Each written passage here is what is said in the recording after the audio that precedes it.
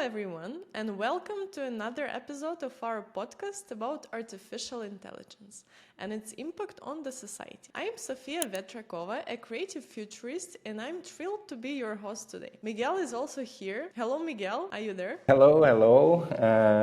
Thank you, everyone, for watching us today. I am Miguel, your favorite Chief AI Officer and Director of AI in Exame, and I'm very happy to have this conversation about the impact of AI in the relationship between citizens and the government. We have a very important person to talk with us about it today. Right, Sofiya?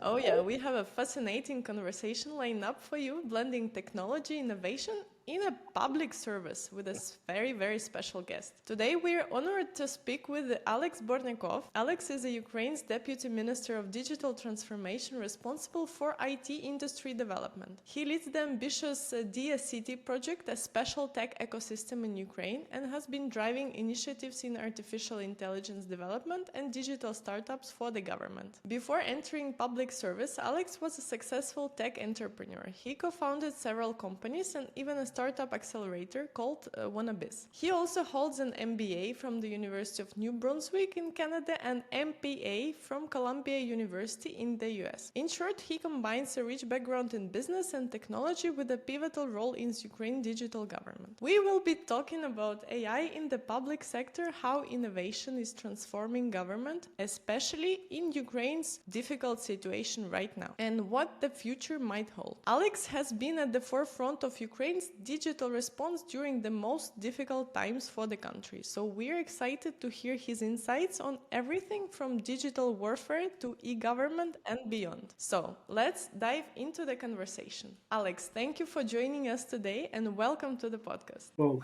hi everybody. My pleasure to be here today. I hope I'll meet your expectations. And this conversation will be useful and insightful. So I'm excited too. Yeah, so Alex, you started your career in startups, right? So as an entrepreneur. And now you work for government. And this seems like a paradox. I mean, usually people from government don't work in startups and people from startups because of the bureaucracy and everything else. So the first question is how your entrepreneurial experience help you in this job that you have today? How was this change? Well, first of all, I think there was sort of a stage in our country development, governance development, that at some point in the government we have reached, added a lot of young people. Historically, from USSR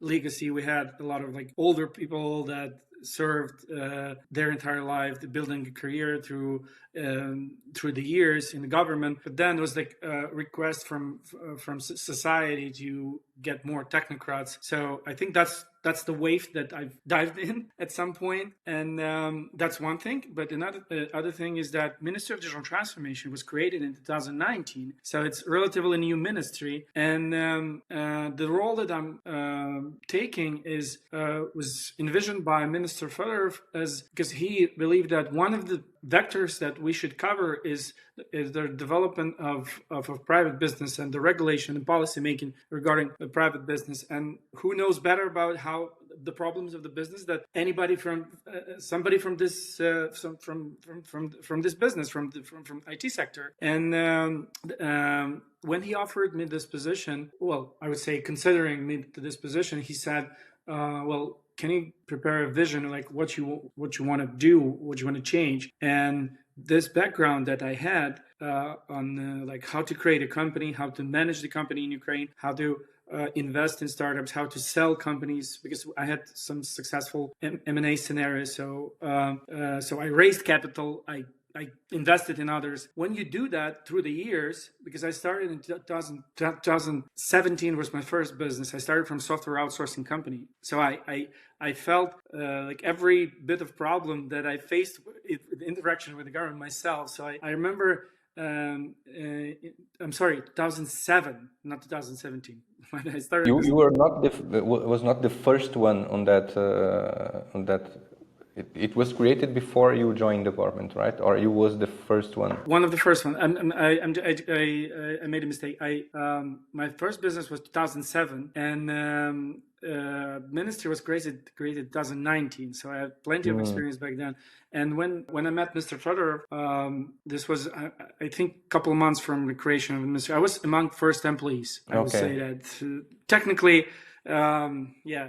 So you are basically it was a kind of a startup because you are like the founder of this ministry. Yeah. And I don't know if you know that Minister Fedorov, he also had background in the business. So he said, well, I want to build like ministry like IT company that works like IT company. So I don't want you to overwhelm with the government bureaucracy. So we had this back office that's helping with the bureaucratic stuff, but you should focus on delivering things, on managing projects, on doing reforms, policies, and the legal side will be covered by back office team. So it was in the beginning because I came from business. I knew almost nothing about how government operates and what how properly do things according to the law. So, and this is challenging. I'm already almost 6 years now. I know all of this, and I imagine how it's hard to somebody that just entered this space. So that's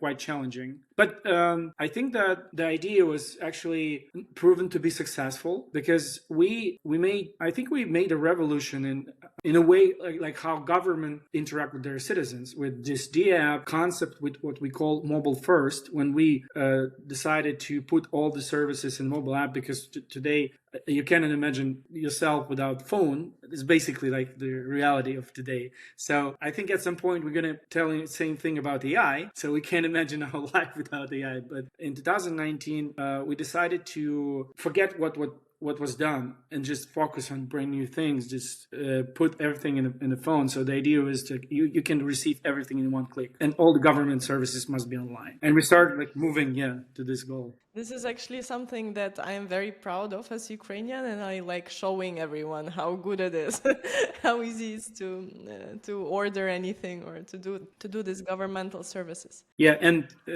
I think that proof of success is we have 20 plus million people using Diia.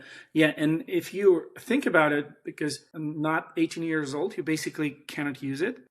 So 20 million is, if we just deduct all the children, it's basically almost everybody, all the adult population of Ukraine is using this app. And I think there's just maybe one or two other countries with such popular government app, because it's actually holds, I think still holds for a number, like a top position in Google Store and App Store. So that's quite an achievement, and it's proof for our success that people voluntarily. It's not mandatory. You don't have that's not the law that they have to have it installed in your phone. So people use it really because it's useful and convenient. And we have a lot of plans to update it and upgrade it with AI features. I was searching about you in AI, of course, ChatGPT and Claude and DeepSeek, and also about other personalities that were in the startup and then became from working in the government. And then came this ChatGPT. It was ChatGPT that said that, oh,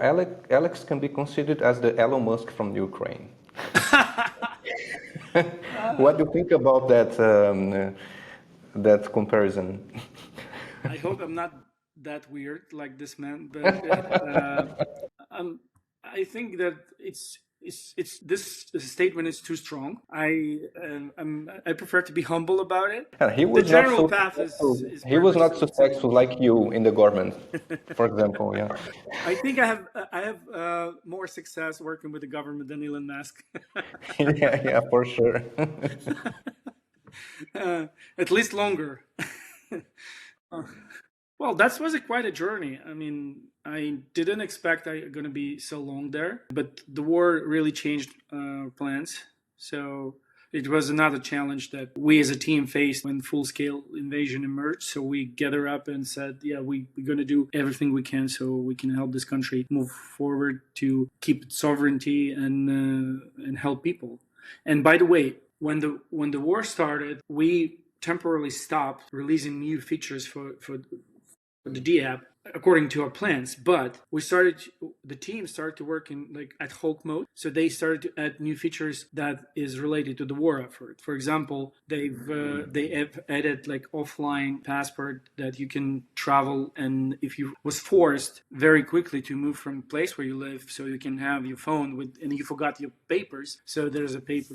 Then we have added like a special bot that you can notify about Russian troops movement. You can submit another feature that you can online submit if you are in war territory, that you're subject to government relief programs, and you can access those programs to the mobile phone. Then we have added functionality to apply for government help if your property was destroyed by the war, by Russians. So you can do this like also from the phone. So, and there are many others that we've added specifically to the war effort. And then in half a year resumed our development. So we just there was very rough time during the first 6 months, but then we gather up and continue our path on digitalization of the country. Yeah, and Russia is very good at cyber attacks. How do you protect from this?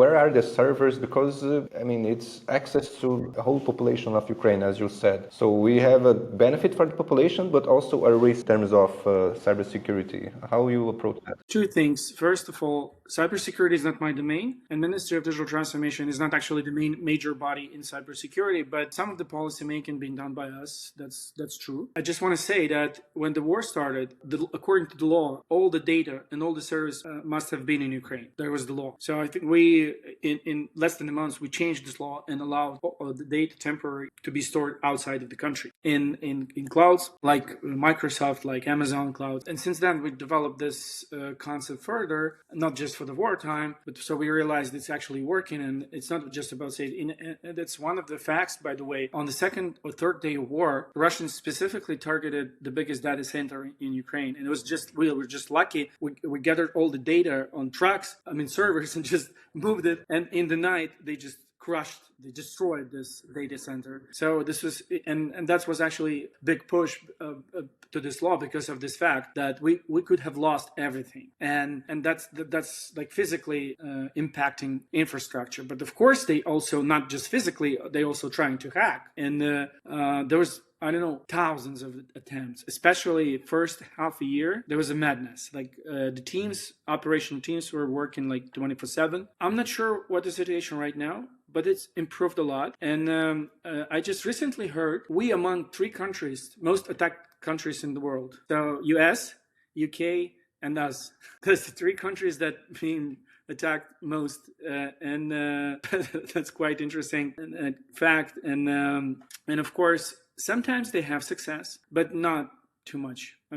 With the rate of their attack, and I think the security is pretty strong, because before the war they were just blabbing. They were telling like, that we're just gonna get down all the Ukrainian infrastructure in just 2 days. We're gonna hack their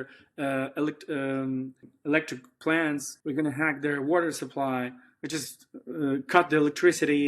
So this was a lot of bragging. They were bragging that the hackers are so strong. This didn't happen. But they actually had this big success when they attacked biggest cell operator in the country, and Kyivstar. So they managed to delete the data on their servers, I think, and millions of people lost connectivity. So there was pretty harsh. Yeah, so if you live in a country that starts with the letter U, you should be worried about cyber attacks.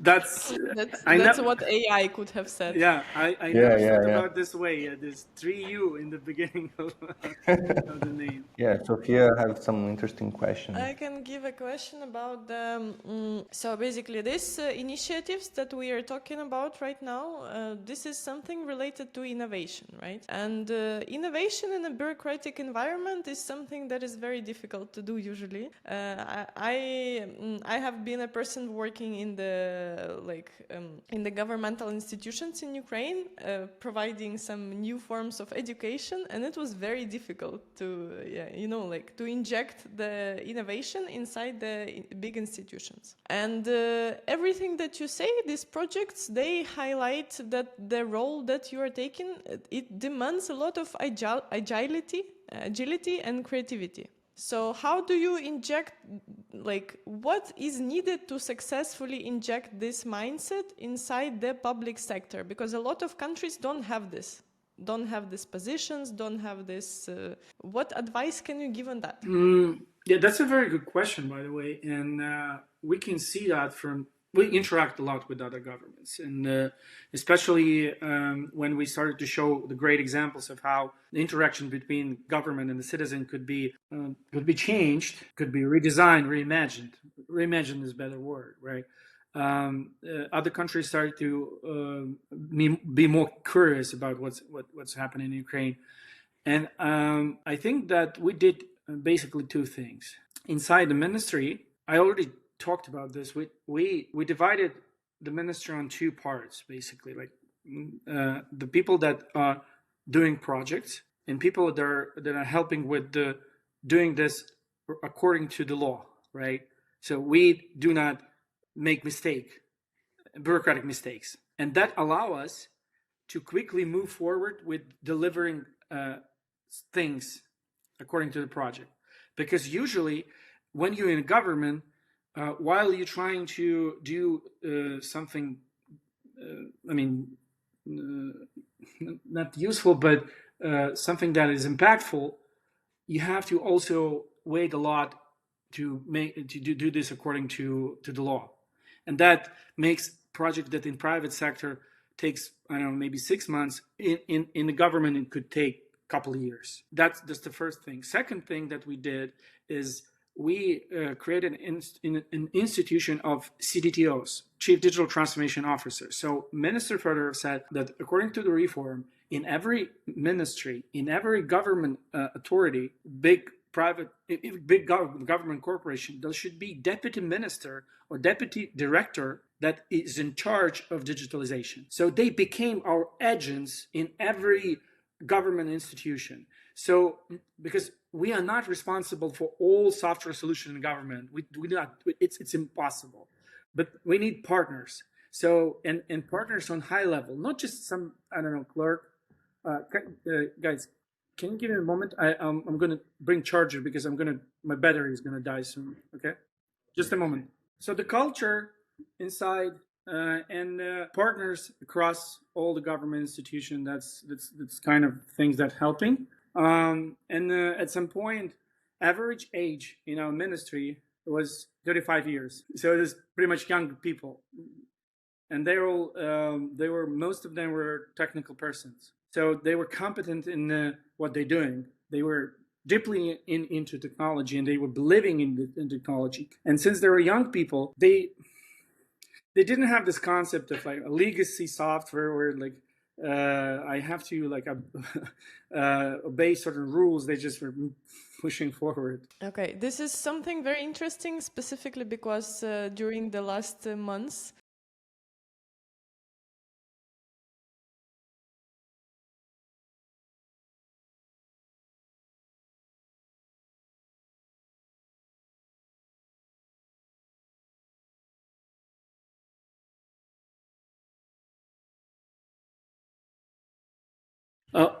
Well, we actually have a chief AI officer in our government.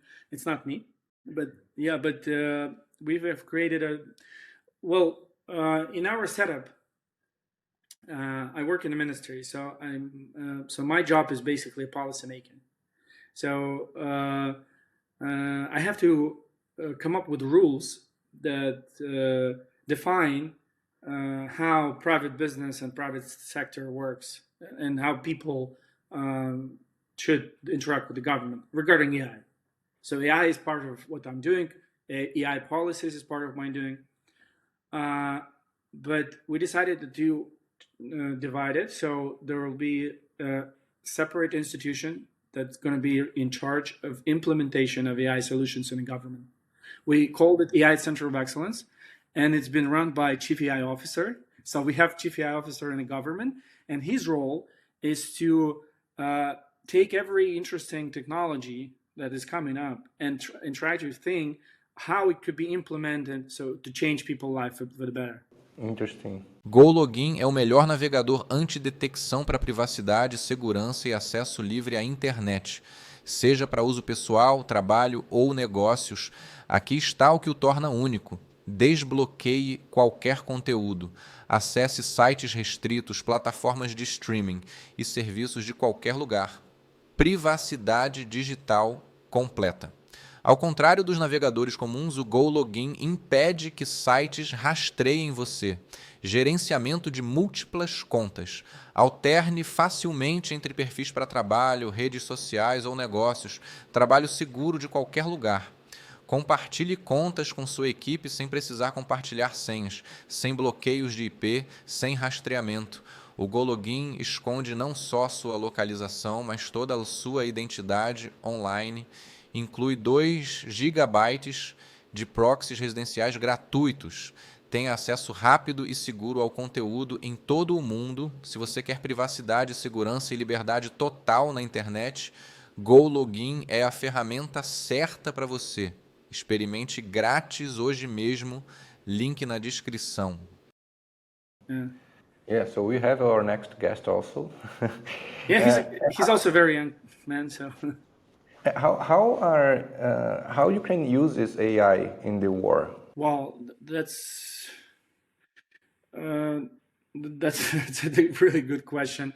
Well, I think it started from what I remember was Clearview AI was used to recognize and pinpoint Russian war criminals when they were invading in the beginning Kiev Oblast near the Kiev, and they were committing war crimes, killing innocent people, civilians, stealing their personal things. So there was a lot of CCTV footage. So AI was used to identify those people, then look on different social networks or over internet, and then figuring out who exactly. And then the prosecution of Ukraine was using this data to make charges to those people and move it to the court. And some of them were really useful. That's the first thing. Then I remember Palantir came, and Alex Karp met our president. It was I think it was first visit of head of the big public company from United States into the country, because nobody like actually came to physically. Everyone was supporting, not like right now, but I mean from US side, but nobody came. So he came. So he spoke into the president. I think he offered his help, and Palantir since then providing and they have a couple of products based on AI that our army is using.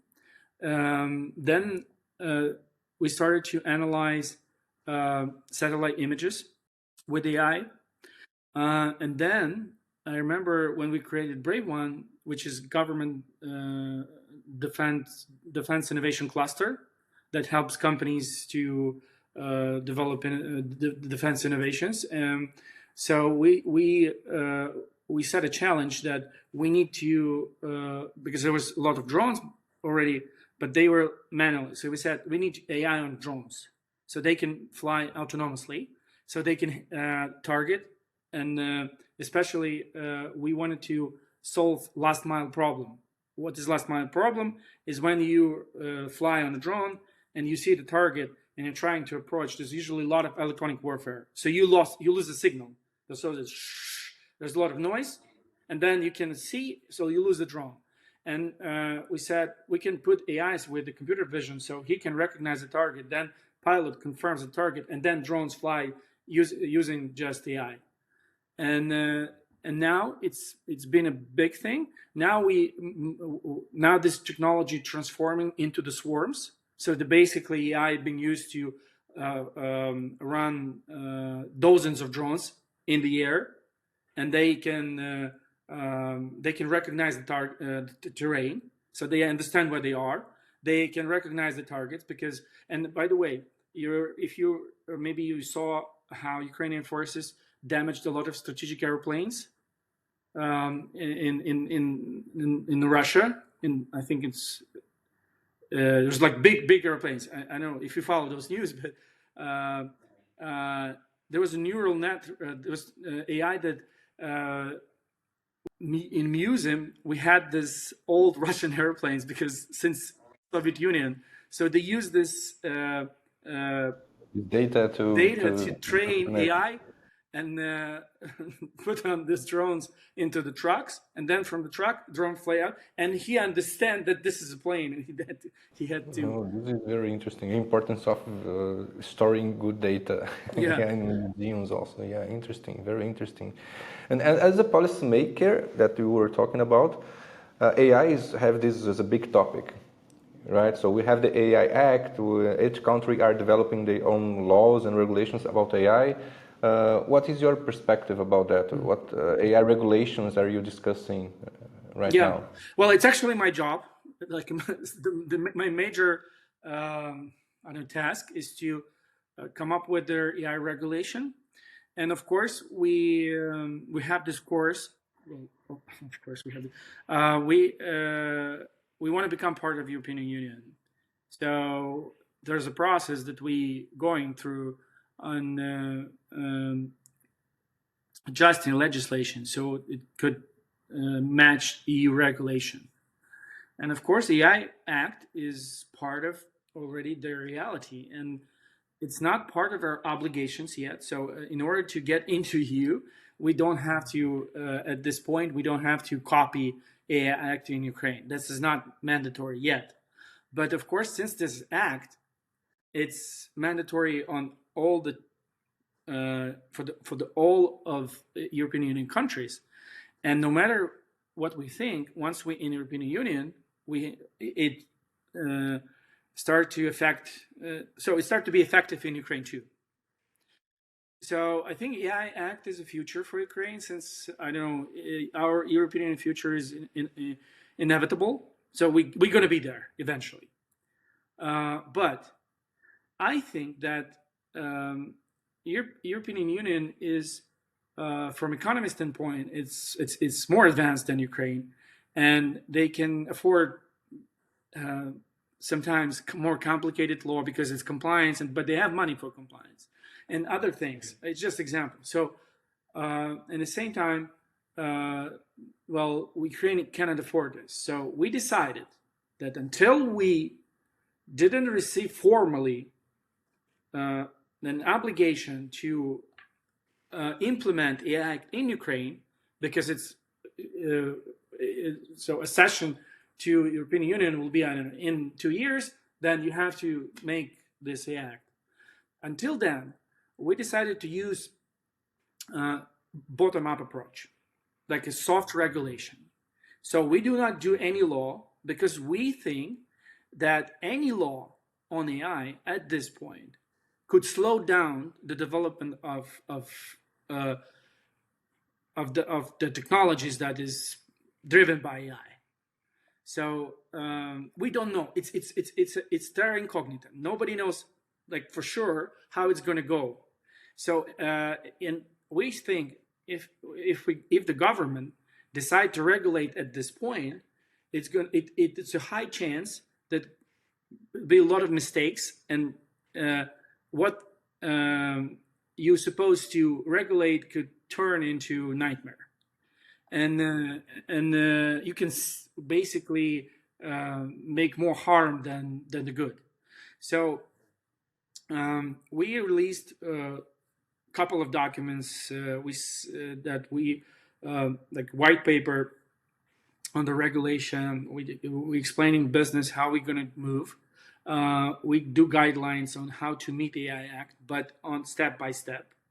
And so we think that our goal is to prepare Ukrainian companies at some point to meet requirements of European Union, but softly, year after year. And if there's a case, what we call bottom-up approach, that if there's a case, for example, of AI scam or actions that harming citizens, that we're going to do like a separate actions, maybe small changes to the law to prevent those, but not like thinking big about, well, let's just regulate AI. So the Ukrainian vision, our vision, that we should let technology go the way it goes.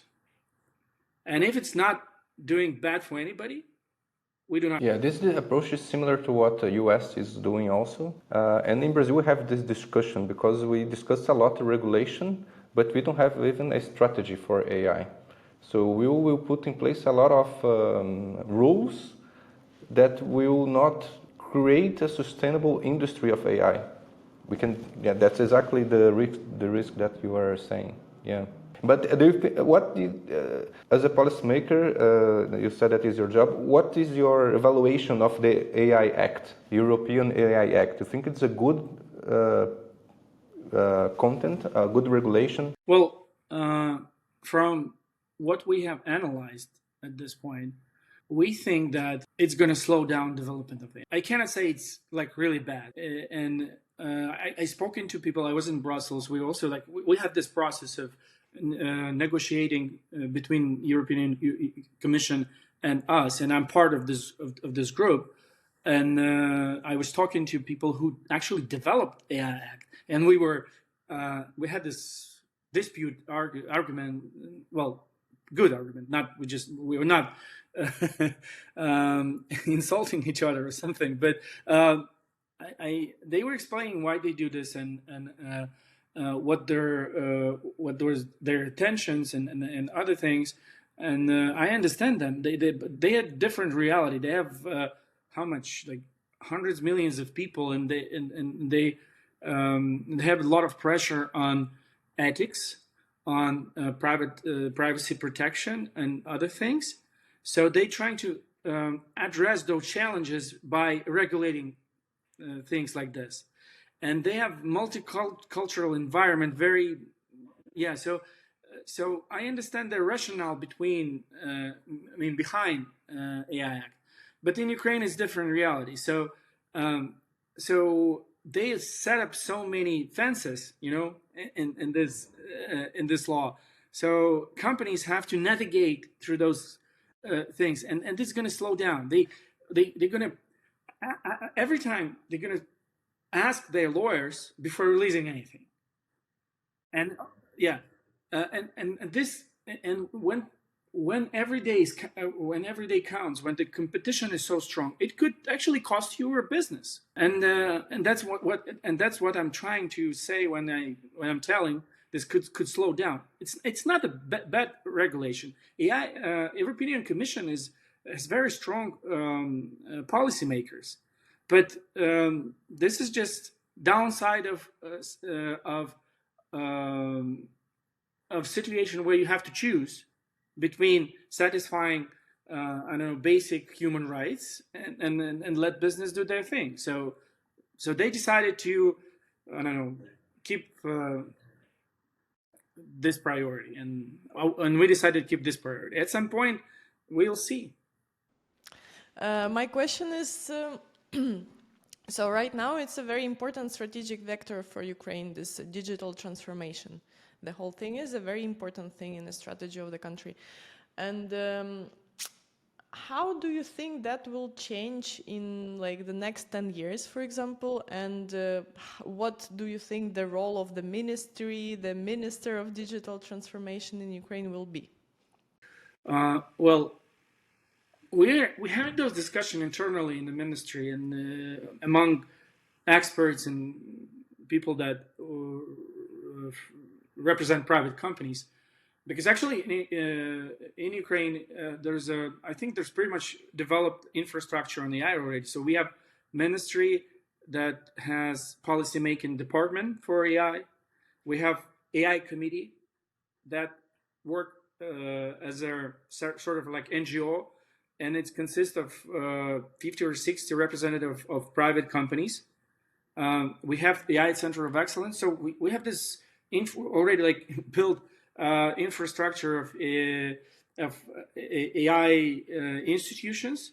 And we internally, and Ministry of Defense, by the way, they have own like set of people that is in charge of AI. By the way, it's so they have like separate structure that also thinking seriously about AI. And what we currently thinking that AI is something that is very close to invention of internet or mobile phones, and it's going to change our lives like internet did. And this has already happened. So this is irreversible. It's not going to go away, and we just have to embrace it. And the possibilities that it gives to us, to our task, that because our initial task was move 100% government services online, and now with AI we can actually redesign this goal to provide not just 100 services online, but completely without human interaction and without any I don't know how to say this, like interaction, like physically. You don't have to fill the forms, you don't have to go somewhere. You just talk to an assistant and he provides you everything. I was giving this example, if I may, of how you. Let me give just an example on changing residence address, residentship address. Like I think that's it's common for every country in the world. I have a resident. I live in this apartment. I want to change to my residence place in another. By the way, this is a nightmare in Portugal. It's not easy at all. You need to go wait many days. Government to do it. In Ukraine, it was the same for I don't know, decades, 15 years or something. We redesigned this service. It became very easy. Online, 3 days, you change your residence. But you have to still fill the form. You have to do this all the way. You don't have to go somewhere. Well, unless you're a man, and there's and you are, and since we have war, you are subject to the draft by military force. So if you change your residence, you have to notify military force that you're changing your residence because they have to know where you are. So for the peaceful time, there was this completely online. Now women can do online, men have to do this like offline, part of it.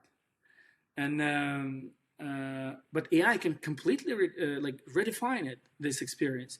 So in order to change your residentship address, you can ask like your phone, like I want to change my address, and he is asking like, where you want to live, where you live right now. You're saying I'm living at this place, and since all the data in Ukraine, at least open data, we have data on owners of the apartment, and say, do you have permission of this guy?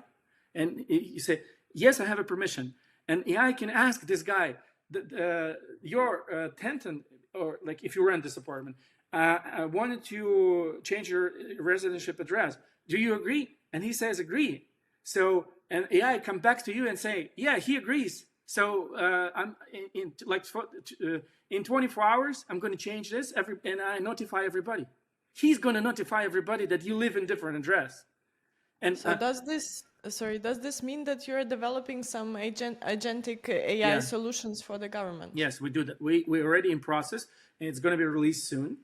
The first phase is going to have simpler functionality. It's going to be more like support features, but it's going to be like working like this. I can give you another example. Like if you're, I recently became a father 11 months ago. So in Ukraine, if I had a daughter, so thank you, and the day she was born, I had to register her. I don't know how it's in Brazil, but in Ukraine, you do this in 15 minutes from your laptop. 15 minutes. You don't call anybody. You don't go anywhere. So she's there with my wife, and I'm just going to a website. I identify myself. I put her name. So just they need her name. That's it. And then she receives tax ID. She receives birth certificate. She receives medical ID in the system. And so when I registered her, I started to receive emails with those confirmations. And the only thing that I have to go, so they said, well, the birth certificate is ordered. It's going to be ready in 7 days or something. You should go to this place and take it. So that's the only thing that that they should do. And again, AI can reimagine the things. So you don't have to go on the form. You just telling AI, listen, AI, I have, I know my daughter's son was born, and he said, congratulations. Do you want me to register the baby? Yes, I want to register the baby. So what's her name or his name? You're saying name, and then he said, okay, everything is done. So that's how AI can work for citizens, and you don't have to actually keep those offices with a lot of people. You just, I don't know, you just open data, then train AI, and then create interfaces. And that's the government. It's a government of the future. From citizen standpoint, of course, there's a back office, and like people sometimes like to say deep state or something. But for me as a citizen, I don't want to go anywhere. I just want to receive a service. But how you deal with the deep fakes? Because I can like ask AI to generate a baby, image of a baby, and you know, and. Oh, we can go deep with that. Well, it's another challenge, and it's not just Ukrainian, or it's going to be it's going to change everything.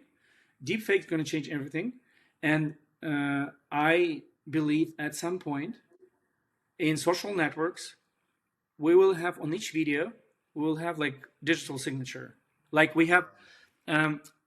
I'm 43 now. I'm too old to remember that internet was running without SSL certificates at the beginning. Yeah, so you should remember this too. And the Google search was actually also without SSL certificate. And then people started to fake domain names. They start to fake Google searches. So everything moved to HTTPS. And the beginning was just HTTP, and then HTTPS with the confirmed SSL certificate. It's something that's going to happen with everything that you see on the screen. Yeah, I agree. Right now, people, regulations in social media are saying what is AI generated. But I think that in the future we will see what it was not AI generated, like organic food, you know. Yeah, it will be so opposite. we have the opposite. Yeah.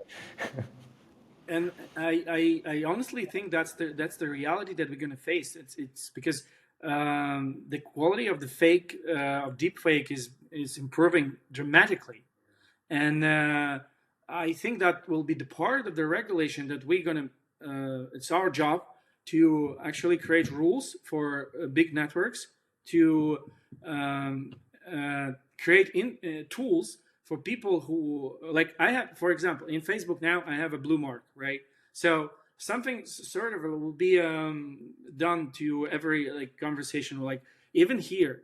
So I think there will be cross-platform functionality to make sure that I'm not talking to the fake person.